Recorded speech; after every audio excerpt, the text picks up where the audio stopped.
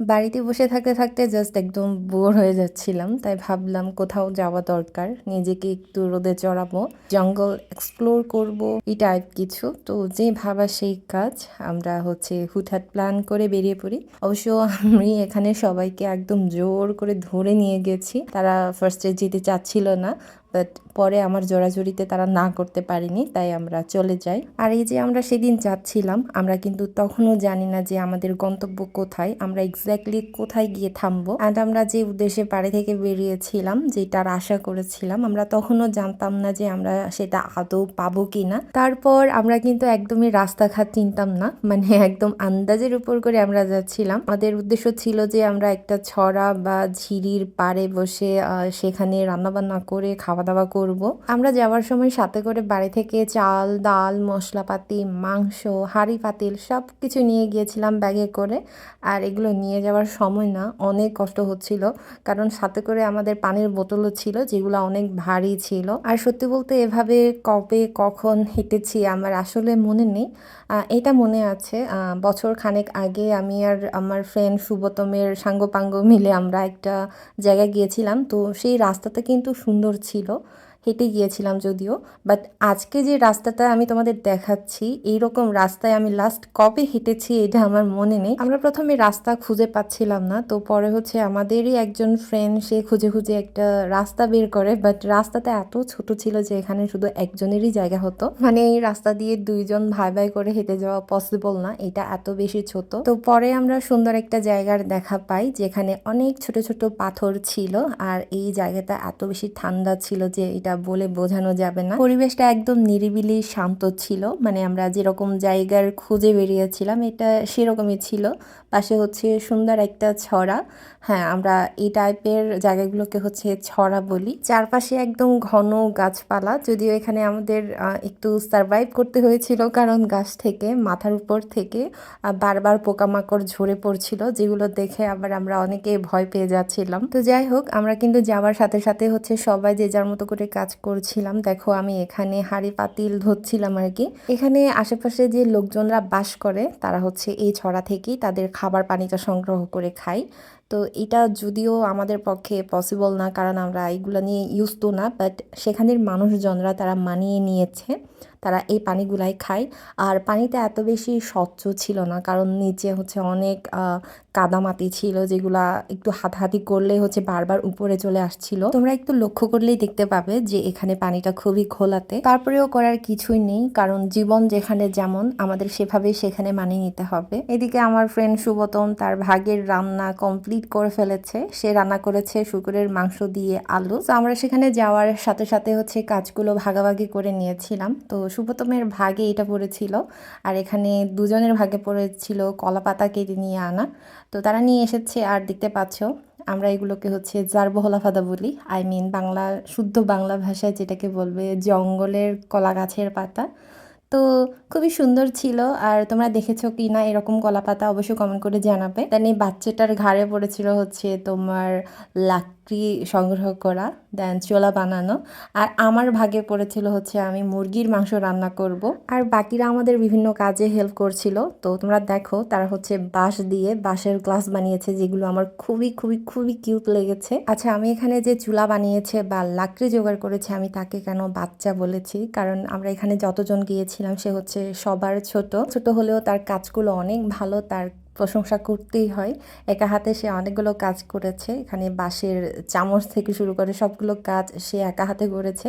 তো এই যে আমি এখানে হচ্ছে মুরগির মাংসটা একদম ভুনা ভুনা করেছিলাম টমেটো দিয়ে, বাড়তি কোনো পানি অ্যাড করিনি। মুরগির মাংস থেকে যে পানিটা বেরিয়েছিল সেটা দিয়েই আমি পুরো রান্নাটা করেছি। আর তোমরা কালারটা দেখো, খুবই সুন্দর, আমার কাছে খুবই ভালো লেগেছে। আর তরকারির স্বাদ কেমন হয়েছে সেটা তোমরা তাদের কাছ থেকে শুনে নাও। মনীষা মনীষা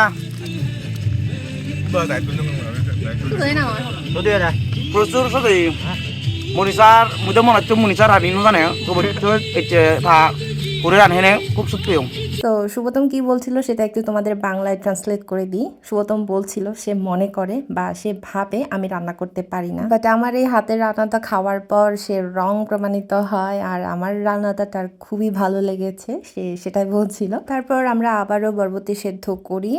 এটা হচ্ছে আমরা সবজি হিসেবে রেখেছিলাম, যেহেতু বাকি দুইটা পদই হচ্ছে তেল দিয়ে রান্না করা। বাট এখানে মজার ব্যাপারটা হচ্ছে এখানে মরিচ পাতার কথা ছিল আমাদের, মরিচ গুদিয়ে বা মরিচ ভর্তা যেটাই বলো, আমরা কিন্তু সেটা করিনি। আর সবচেয়ে ফানিটা হচ্ছে আমরা ভাত খাওয়ার আগে হচ্ছে এই বরবটিগুলো এমনিতেই খেয়ে শেষ করে ফেলেছিলাম। যদিও আমরা বাড়ি থেকে বরবটি সেদ্ধর সাথে খাওয়ার জন্য মরিচ নিয়ে গিয়েছিলাম, তো বরবটিগুলো যেহেতু আমরা এমনিতেই খেয়ে ফেলেছিলাম, খেয়ে শেষ করেছিলাম, তার জন্য মরিচ বাটা আমাদের হয়নি। একদম লাস্টে আমরা ভাতের হাঁড়িটা চুলায় বসিয়ে দিয়েছিলাম। আর এই ভাতগুলো কিন্তু আমি নিজে রান্না করেছি, যদিও এখানে সুবোতম আমাকে বারবার ডিরেকশন দিয়েছিল যে এইটা করো ওইটা করো। আর লাস্টে গিয়ে হচ্ছে সে হাঁড়ির উপরে একটা কলাপাতা দিয়ে দিয়েছিল। এভাবে করলে হচ্ছে ভাতগুলো খুবই সুন্দরভাবে ফুটে যায় আর তাড়াতাড়ি ফুটে যায়। আর এখানে সবচেয়ে যেটা বেশি আকর্ষণীয় সেটা হচ্ছে এভাবে ভাতের হাঁড়িতে যদি কলাপাতা দেওয়া হয় তাহলে হচ্ছে ভাতের হাঁড়ি থেকে ভাতগুলো থেকে সুন্দর একটা স্মেল বেরোয়, যেটা আমার খুবই ভালো লাগে। তো যাই হোক, এই যে আমরা একটা ট্রিপে গিয়েছিলাম, পিকনিক বলতে পারবো ছোটোখাটো, তো এখানে যাওয়ার সার্থকতা আমরা কোথায় খুঁজে পাই জানো? এই যে কলা পাতায় ভাত খাওয়া। আমাদের বাড়ির আশেপাশে বলো কিংবা গ্রামে গঞ্জে শহরে যে কলা গাছগুলো পাওয়া যায়, যে পাতাগুলো আমরা ডেলি ইউজ করি বিভিন্ন কাজে, সেই কলা পাতাগুলো থেকে, সেই কলা গাছগুলোর থেকে জঙ্গলের মধ্যে বেড়ে ওঠা এই কলা গাছগুলো অনেক আলাদা। আর এই কলা গাছগুলো খাওয়াও যায়। আমরা পাহাড়িরা বিশেষ করে এই কলা গাছগুলো বিভিন্ন রেসিপি বানিয়ে খাই আর খুবই মজার খেতে। দেন খাওয়া দাওয়া শেষ করে তোমরা তাদের অবস্থা দেখো। একজন তো এভাবেই হচ্ছে পানিতে ডুবেছিল সারাক্ষণ, এভাবেই হচ্ছে সে খেলছিল পানির সাথে। যদিও পানিটা খুবই গরম ছিল, খুব একটা ঠান্ডা ছিল না, তারপরেও সে মজা নিচ্ছিল। দেন এদিকে আরেক দল, আমরা এভাবেই বসেছিলাম, অনেক গল্প করেছি। তারপর সুবোতম হচ্ছে এভাবেই আমাদের বসে বসে নাচ দেখাচ্ছিল আর কি। দিনটা এভাবেই কেটে যায়, খাওয়া দাওয়া, গল্প গুজব, হাসি তামাশা। তবে একটা সময় গিয়ে আমি বা আমরা সবাই হাঁপিয়ে যাই, বিশেষ করে আমি। ঘুরতে ঘুরতে আমার মাথা ঘুরছিল বারবার বারবার, আমি বসে যাচ্ছিলাম। তো তারপরেও হচ্ছে সারাটা দিন ভালোই কেটেছে, বাট আসার আগে এটা শুরু হয়ে গিয়েছিল আর কি। তো যাই হোক, আমরা তারপরে অনেক এনজয় করেছি, অনেক সুন্দর সুন্দর মুহূর্ত পার করেছি। তো এই যে আমরা যে ছড়াটায় ঘোরাফেরা করছি, এই ছড়া থেকেই কিন্তু তারা তাদের খাবার পানিটা খায়, যেটা আমরা পারি না। আমি তোমাদের একটু আগেও বলেছিলাম আমরা সাথে করে হচ্ছে 9 লিটার পানি নিয়ে গিয়েছিলাম, তাও একদম ঠান্ডা, বাট ওই 9 লিটার পানি সেখানেই আমরা শেষ করে ফেলেছি। আসার সময় আমাদের অনেক পিপাসা পাচ্ছিল, বাট আমরা পানি না থাকায় খেতে পারিনি। কিন্তু আমরা যদি চাইতাম সেখান থেকে বাকিদের মতো করে, মানে সেখানে যারা এ ছড়ার পানি খায়, আমরা সেখান থেকে খেতে পারতাম, কিন্তু আমরা সেটা করতে পারিনি। পাহাড়ের যে সৌন্দর্যটা আমরা দেখি, আমরা যেটাকে সহজ মনে করি, আসলে এটা অনেক বেশি কঠিন। এখানে প্রতিনিয়ত স্ট্রাগল করে বেঁচে থাকতে হয়। লাইক এখানে আমি তোমাদের পানির কথাটা বললাম, তারা এই ছড়া থেকে খাবার পানি সংগ্রহ করে খায়। আমাদের এইটা মানতে হবে যে আমরা শুধুমাত্র ক্ষণিকের জন্য পাহাড়ে যাই আনন্দ করতে, একটু এক্সপ্লোর করতে, এটা ছাড়া কিন্তু আমাদের আর কোনো কাজ নেই, যেটা চিরন্তন সত্য, তিত হলেও সত্য। তারা যেরকম কর্মঠ, যেভাবে তারা কাজ করে, যেরকম তারা কাজ পাগল মানুষ, আর যেভাবে তারা পরিশ্রম করে, সেটা তুমি আমি কখনোই পারবো না। হ্যাঁ, তোমরা যদি বলো তোমরা পারবা, সেটা তোমাদের ব্যাপার, বাট আমি পারবো না ভাই। আর আমি যেটা পারি না সেটা লোক দেখানোর জন্য হলেও আমি পারি বলবো না, যেটা পারি না আমি সেটা পারি নাই বলবো। আর আমার অনেস্ট কথা হচ্ছে, আমি এভাবে ঘুরতে যেতে পছন্দ করি, এক্সপ্লোর করতে যেতে পছন্দ করি, বাট আমি পাহাড়ে থাকা যাওয়া এটা আমার পক্ষে পসিবল না, আমি এটা মানতে পারি না। কারণ আমি যেদিন গিয়েছিলাম, আমি আজকের কথাই বলি, প্যাক করার পরে আমার অবস্থা একদম 12টা বেজে গিয়েছিল, আমার জ্বর হয়েছে, আমার হাত পা পুরায় ব্যথা। এই যে পাহাড় উঠতে নামতে হয়, এটা আমার সহ্য হয় না। তোমরা আমার ফেসের অবস্থা দেখো, একদম লাল হয়ে গেছে। আর আমি অনেক হাঁপাচ্ছিলাম, মন ভরে শ্বাস নিতে পারছিলাম না, এতই হাঁপিয়ে গিয়েছিলাম। আর এখানে হচ্ছে পানি খাওয়ার মতো পানি ছিল না, যেটা আমি তোমাদের একটু আগে বলেছি। আর এই জন্যই আমি হচ্ছে পাহাড় পছন্দ করি না। সো এই ছিল আমার সেদিনের ট্যুর, যাকে বলে সুখে থাকতে ভূতে কিলাই। আমার এরকম অবস্থা হয়েছিল। সো আপাতত আমি পাহাড়ে যাওয়ার নামও উচ্চারণ করছি না। আর ভিডিওটা অনেক লং হয়ে গেছে আমি জানি, বাট আমি জানি তারপরেও তোমরা অনেক এনজয় করবা যদি তোমরা ভিডিওটা ভালোভাবে দেখো।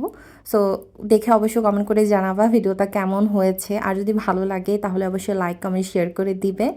আর দেখা হচ্ছে নতুন আরেকটি ভিডিওতে নতুন কোনো রেসিপি নিয়ে। সে পর্যন্ত সবাই ভালো থেকো, সুস্থ থেকো। টা বাই।